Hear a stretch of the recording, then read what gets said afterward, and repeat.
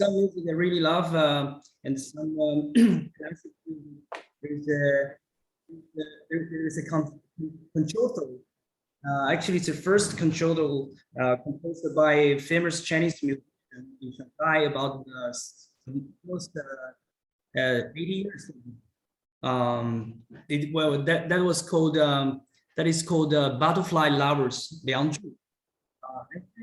Both of the composers are learned from the Jewish musicians in Shanghai in the early days, and also the violinist, Mr. Ma Siqing. He's actually one of the most famous violinists in the world. The same level with the Jewish violinist Itzhak Perlman. By the way, he was also a student of a famous Jewish musician from US. So definitely, we have lots of culture across sections, and we can always learn from each other. So in this panel, we're going to have two rabbis and also a professor from Nanjing University. Before the panel, I just want to share a little bit thoughts about the Chinese philosophy. Personally, I strongly support and agree with one of the most famous sages, Mozi. When we are talking about the Chinese ancient sages, we always mention Confucius, but Confucius is just one of them, and it's the most famous, most prominent one. But we also have Mozi and the other sages. The most unique thing for him is he's promoting universal loving and the multilateral benefiting. This is very different from others. Even Confucius also mentioned your neighbors love yourself, which is also said in the Jewish Bible. And I would also address a little bit about the main core value of Mozi. I'm not going to elaborate all the details, but I think you understand from these 10 points, 10 core values, really manifestate the main ideas of Mozi, promoting peace and love. And it's quite similar to Jewish culture, Jewish philosophy. Right? Yeah, for example,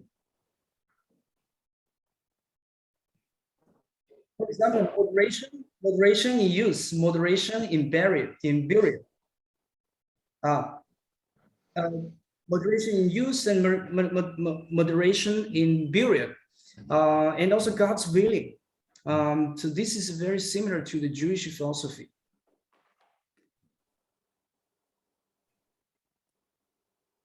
And we have the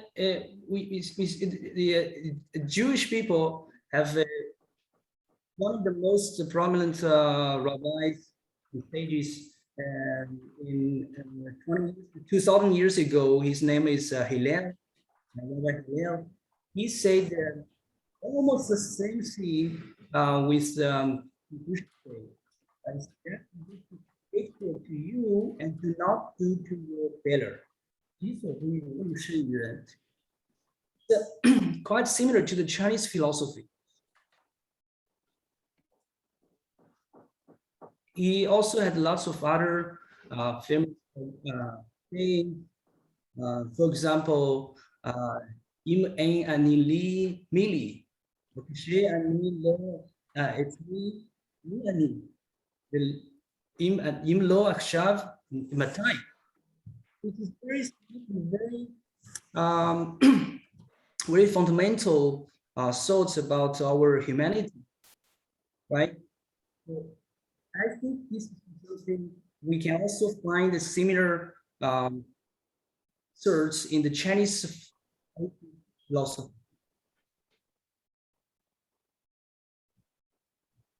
And also we have another very famous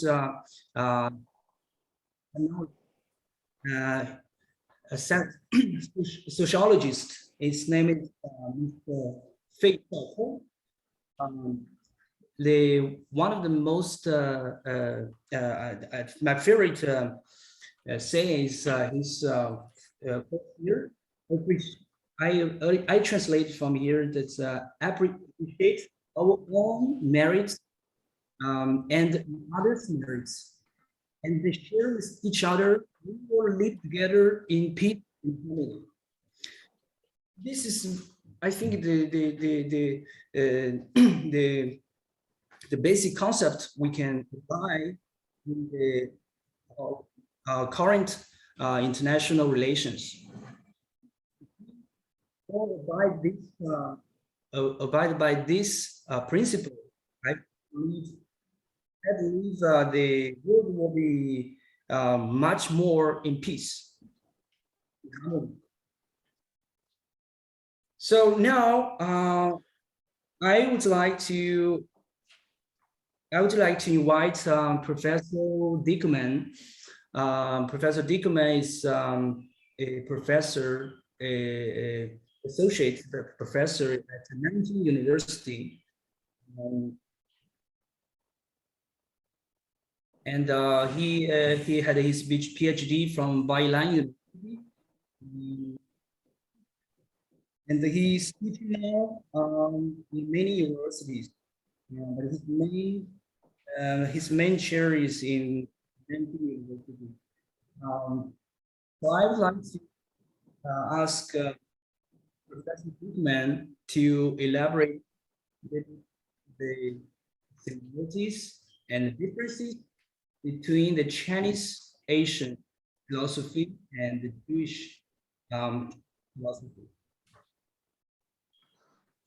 Thank you, Benjamin. And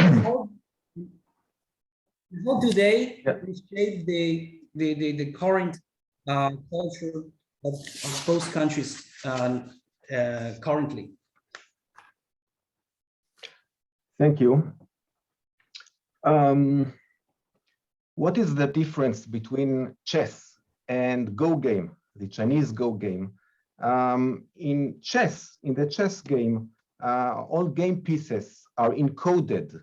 So the tower can move vertically or horizontally.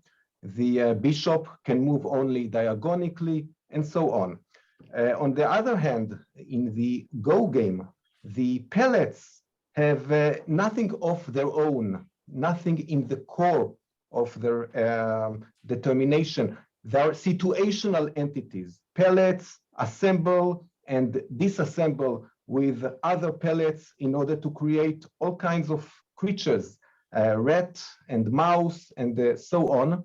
So with this regard, the Go game undermines binary logic. An entity can be X and non-X at one and the same time. It has no encoded identity, encoded determination. Now, when you ask which game were the sages of Taoism and Chen Buddhism playing, was it the game of chess or the game of Go, metaphorically? The answer is easy. They were definitely playing the game of Go. All throughout the writings of Lao Tzu and Zhuangzi and the sages of Chen Buddhism, these are all developments of a language and ethics and epistemology and ontology which did away with binary logic. And when you do away with binary logic, it doesn't mean that everything is now chaotic. On the contrary, there can be politics and there can be very affirmative ethics and so on without binary logic. And when you ask now whether the sages of the Talmud were playing also the play of Go while discussing, while creating the Talmud? The answer eventually is yes. I will give you an example from the law, from the halacha of Shabbat.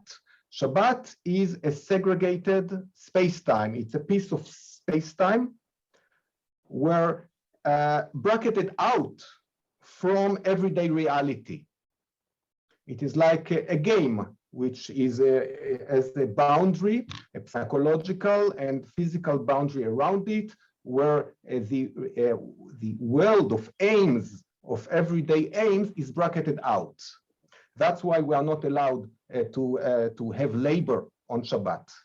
On the other end, the Talmud develops, that's the house of Hillel you mentioned, that despite labors prohibited on Shabbat, it is permitted and actually very much encouraged that labor start from Shabbat's eve, prior to Shabbat, and proceed into Shabbat without man's intervention. For example, cooking. You put a pot to cook prior to Shabbat, and that pot keeps on cooking throughout the Shabbat.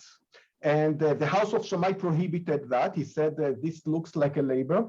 And the house of Hillel said, yes, it is a certain labor, but we need that. We need the other than the sacred to have a stamp, what Kabbalists would call reshimu, a stamp within the sacred. We need the other than the self to have a stamp within the self. And that's actually for the sake of that segregation being true segregation. Yeah, the logic, the philosophy of why we need the supplement to be at the very heart of the origin in order for the origin to be an origin, it's a bit complex. But this is the logic of, this is one example of non-binary logic of the rabbis, and it fits perfectly actually with the very emblem of Taoism, that famous yin and yang emblem where the white has the black within its heart despite being segregated from the white, and vice versa. And there are very very implications of these systems doing away with the binary logic, the way their storytelling and the ethics of encountering the other. You encounter an other, the other you encounter is not that person in front of you. It is the very encounter which is otherness. Otherness is something which is becoming here and now. It is not a shelf otherness. When you go to the West, they have shelf otherness. The Palestinian is an otherness. The African American is an otherness. They are all shelf otherness, and they are venerated and romanticized as victimized other, even while engaged in terrorism and acts of violence, despite they are venerated as otherness, particularly when they are engaged with acts of violence.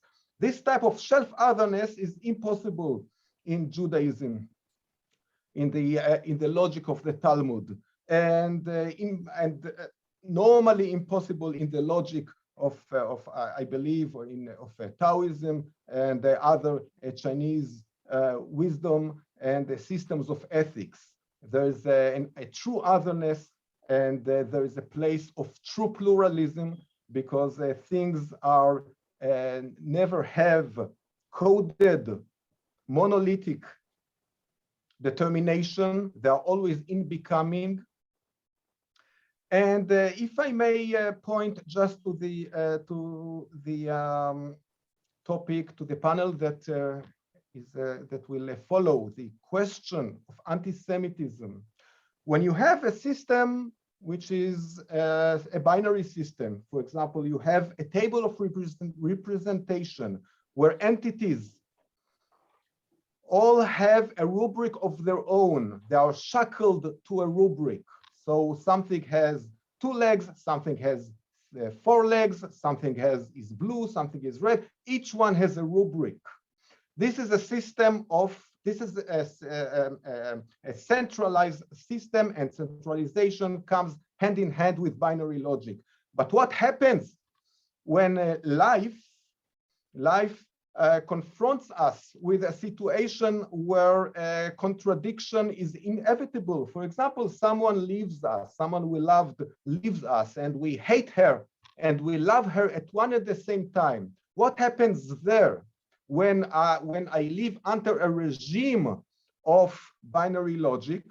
Well, I need to fill the gap. Suddenly things do not fit in, and I have to fill the hole in my culture. And how do I fill the hole in my culture? By finding a word such as a Jew. Suddenly it is the Jew to blame. Suddenly with systems which are regimes, binary logic regimes of signs, you need those signifiers that fill in the void. And you need anti-Semitism, and anti-Semitism makes sense, which is, it sounds so stupid, but it makes sense when you need to fill in a hole in your culture.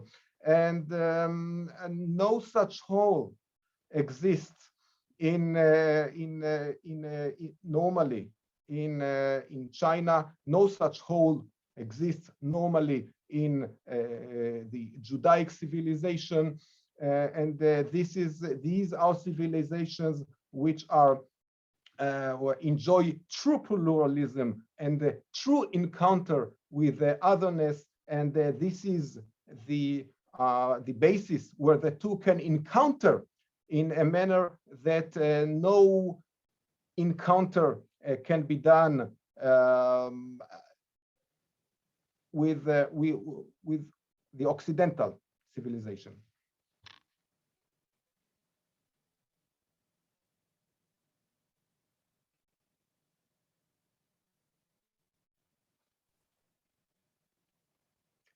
Benjamin? Thank you, Professor Dickmann. Yeah, I can of course elaborate on more implications of these systems, of these non-binary logic systems. For example, the way they tell tales, the way they infer law, criminal law and family law. If we have time, we'll return to that.